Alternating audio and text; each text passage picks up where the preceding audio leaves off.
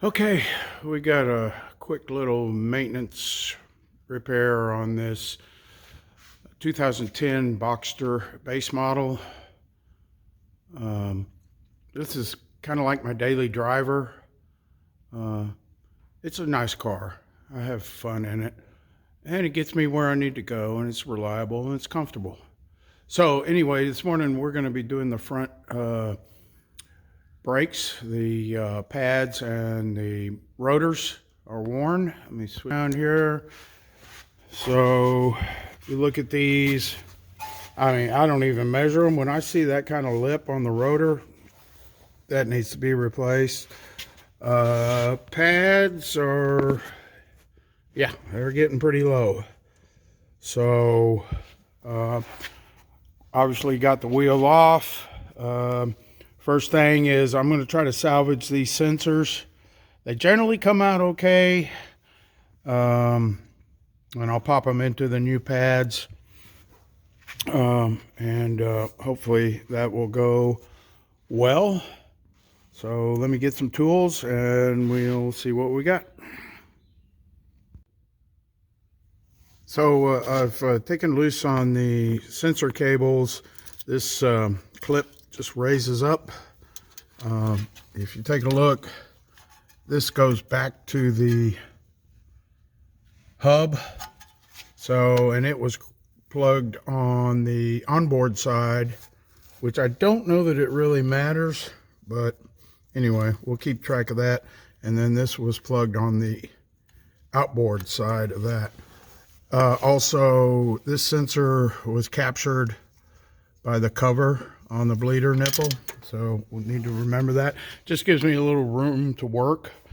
I'm not going to just take the caliper completely off the car. I'm just going to dangle it with a bungee cord.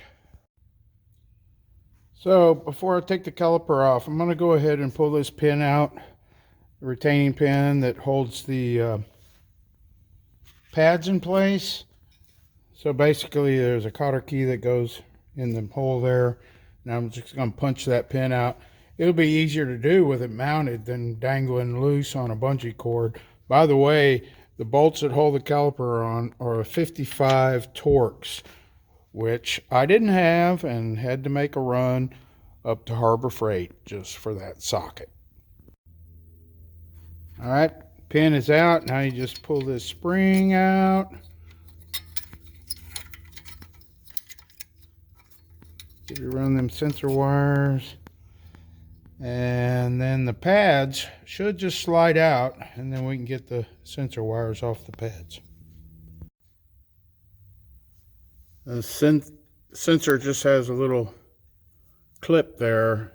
Just compress that and it will slide out of the pad. I'll do the same on the other side because it jumps across, and then we get the pads all the way out. So some of you may be thinking, why not replace the sensor, wear sensors? These are perfectly fine. I've cleaned them off a little.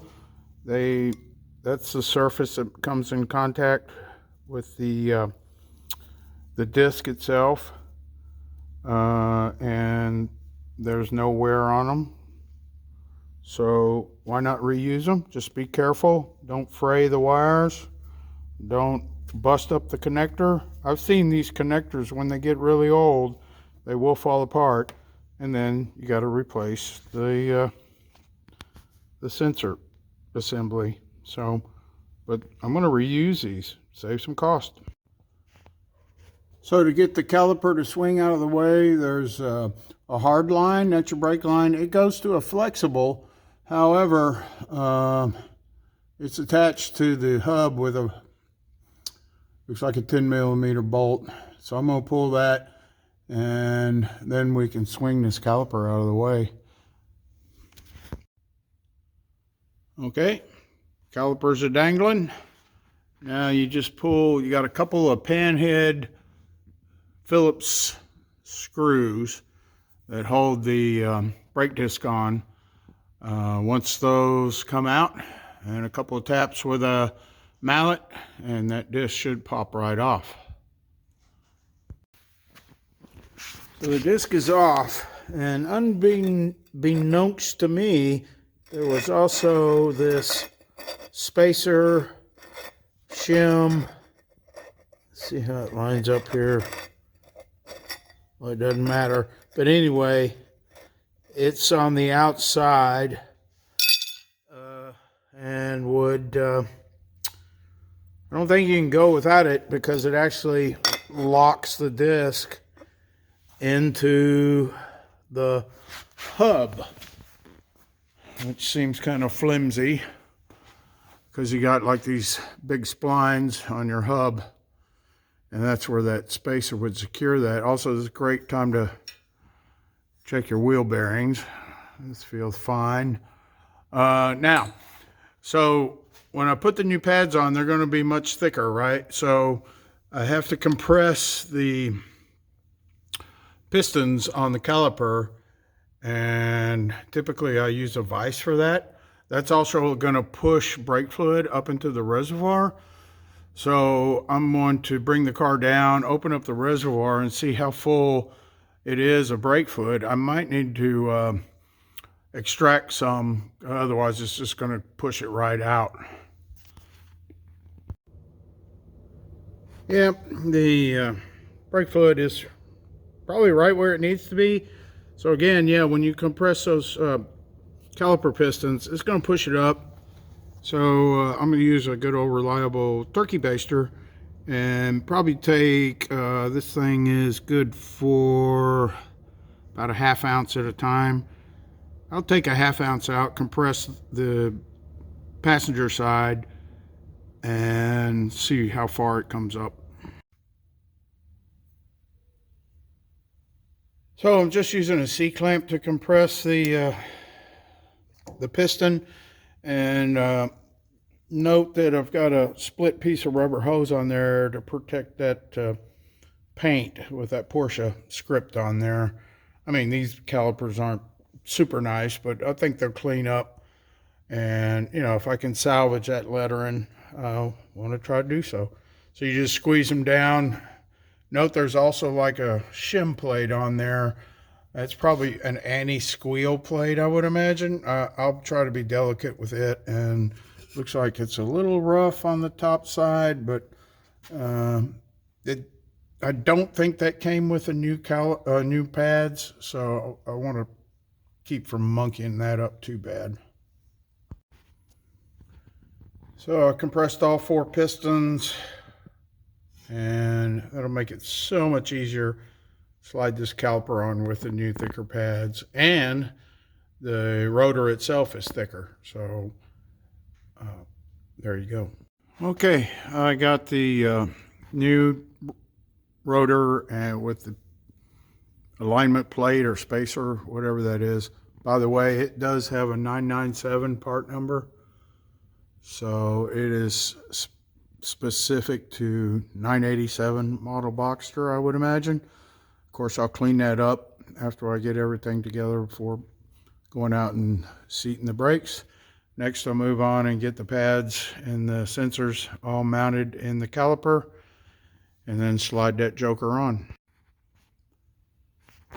So what worked out pretty good was just to go ahead and stick the caliper loosely over the disc, insert the pads. Well, you've got it supported by the bungee cord, right? And it's kind of dangling there. And then put your retaining spring, run your pin through, and then the cotter key.